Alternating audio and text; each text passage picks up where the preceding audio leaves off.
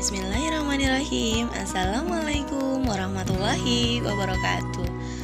Apa kabar anak-anak? Semoga kalian semua sehat-sehat ya nak. Berjumpa lagi dengan Bu Nilam dalam pembelajaran tematik tema 3 subtema 2. Pada pertemuan sebelumnya kita sudah membahas tentang benda-benda yang ada di sekitar kita. Benda-benda yang ada di sekitar kita sangat bermanfaat untuk kehidupan manusia sehari-hari. Benda-benda yang ada di sekitar kita terdiri dari dua jenis, yaitu ada benda alam dan benda buatan. Benda alam adalah benda-benda yang secara langsung diciptakan oleh Allah. Contohnya adalah ada pasir, tanah, batu, dan lain-lain. Yang kedua adalah benda buatan, yaitu benda-benda yang dibuat oleh tangan manusia atau dengan bantuan mesin. Contohnya adalah mobil, buku, gunting, dan lain-lain. Benda memiliki ciri yang berbeda-beda satu sama yang lainnya. Di antaranya adalah memiliki massa dan volume. Apa sih perbedaan antara massa dan volume? Volume adalah kapasitas atau isi seberapa banyak ruang yang dapat ditempati oleh benda. Sedangkan massa adalah banyaknya bahan penyusun yang terdapat dalam sebuah benda. Massa dapat diukur dengan menggunakan timbangan.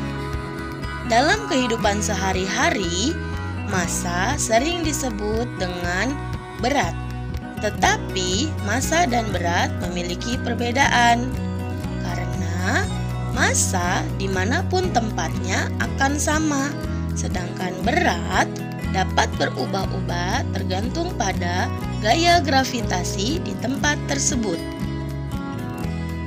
Kemudian, berdasarkan wujudnya, benda terbagi menjadi 3, yaitu apa saja? Yo, masih ingat atau tidak? Ya benar, ada benda padat, benda cair, dan benda gas. Penilam akan menjelaskan sifat dari benda satu persatu ya nak ya. Yang pertama adalah sifat benda padat, yaitu bentuk dan volumenya tetap meski tempatnya berubah.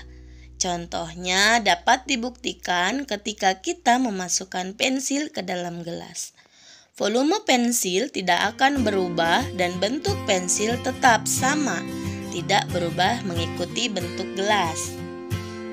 Ciri yang kedua adalah memiliki berat dan massa yang tetap. Hal ini dapat dibuktikan ketika kita memasukkan pensil ke dalam gelas. Berat dan massa pensil tidak akan berubah. Berat dan massanya tetap saja sama. Yang ketiga, benda padat dapat berubah bentuk dengan cara tertentu. Misalnya ditekan, dipotong, dipukul, dan lain-lain. Contohnya adalah ada kayu dapat dibentuk dengan cara dipotong-potong, kemudian baru bisa menjadi lemari. Kemudian ada tanah liat yang ditekan sehingga menjadi vas bunga. Ciri yang keempat adalah benda padat dapat berubah wujud menjadi benda cair dan benda gas. Contohnya, es merupakan wujud benda padat. Es dapat berubah wujud menjadi cair ketika dipanaskan atau dibiarkan pada udara terbuka. Yang kedua adalah contohnya kapur barus, merupakan benda padat dan bisa berubah menjadi gas ketika dibiarkan di ruangan terbuka. Ciri yang kelima adalah benda padat ada yang berbentuk lunak dan ada yang berbentuk keras. Contoh benda padat yang berbentuk lunak adalah plastisin dan tanah liat. Kemudian, contoh benda padat yang berbentuk keras adalah kayu dan batu. Dan sifat yang terakhir adalah benda padat dapat digenggam. Kita dapat menyentuh menyentuh atau menggenggam benda padat secara langsung dengan tangan kita. Nah, contoh benda padat yang ada di sekeliling kita antara lain ada kayu, ada kursi, meja, batu bata, ada batu, kemudian ada es batu, rel kereta api, dan ember.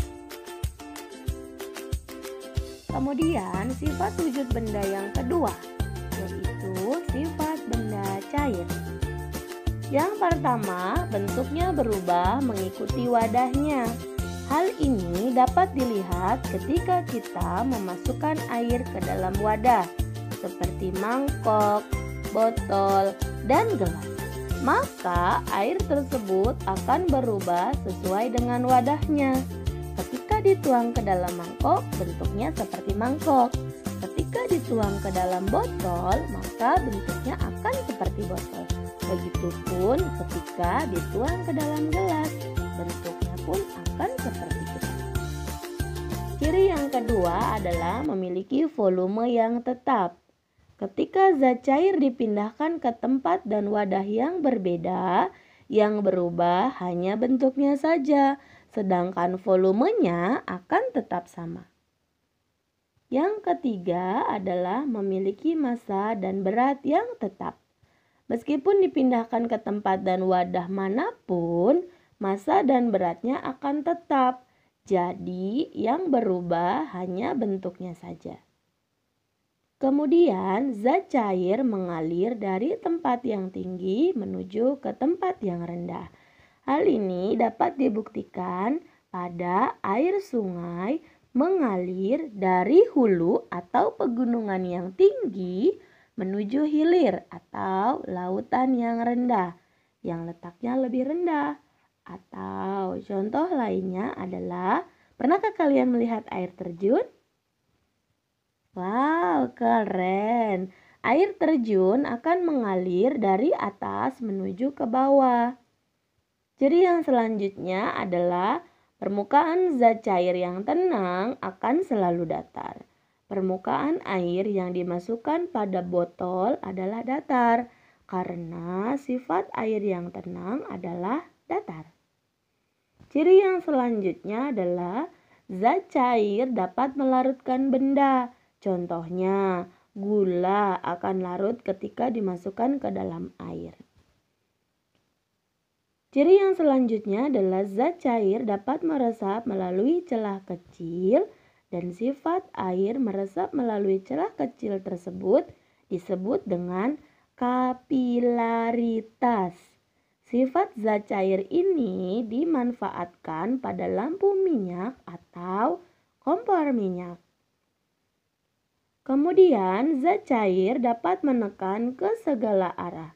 Hal ini dapat dilihat ketika kita memasukkan air ke dalam botol yang telah diberi beberapa lubang air akan menekan ke segala arah, sehingga air akan mengalir melalui seluruh lubang tersebut.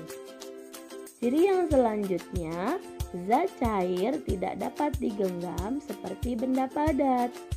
Zat cair hanya dapat disentuh saja.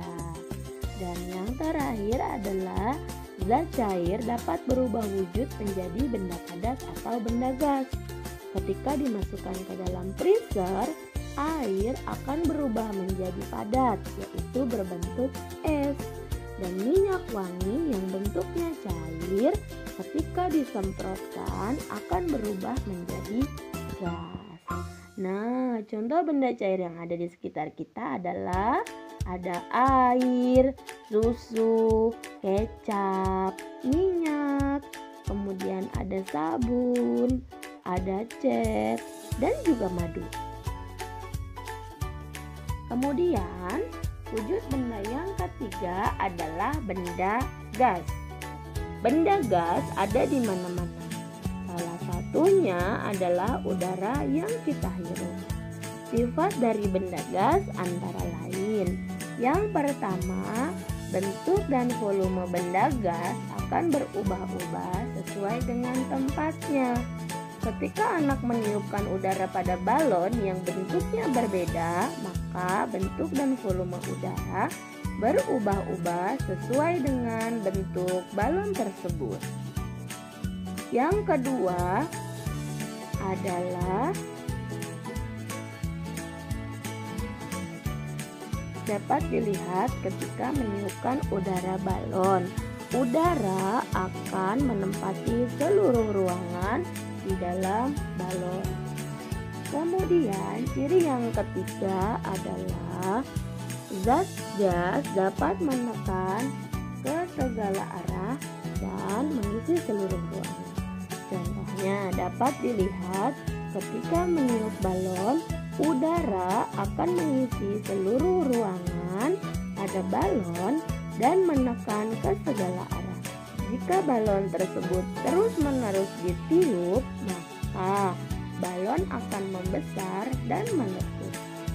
Balon meletus karena dinding balon tidak dapat menahan tekanan udara. Ciri yang selanjutnya adalah benda gas tidak dapat digenggam, namun bisa dirasakan. Kemudian benda gas dapat berubah wujud menjadi benda cair. Contohnya adalah embun di pagi hari merupakan perubahan wujud benda gas menjadi benda cair. Dan yang terakhir adalah beberapa benda gas dapat dilihat, contohnya adalah seperti asap dan awan. Sedangkan benda gas yang lainnya tidak dapat kita lihat dan hanya dapat kita rasakan. Cukup sekian penjelasan dari Bu Nilam. Mudah-mudahan apa yang Ibu sampaikan dapat kalian pahami ya nak.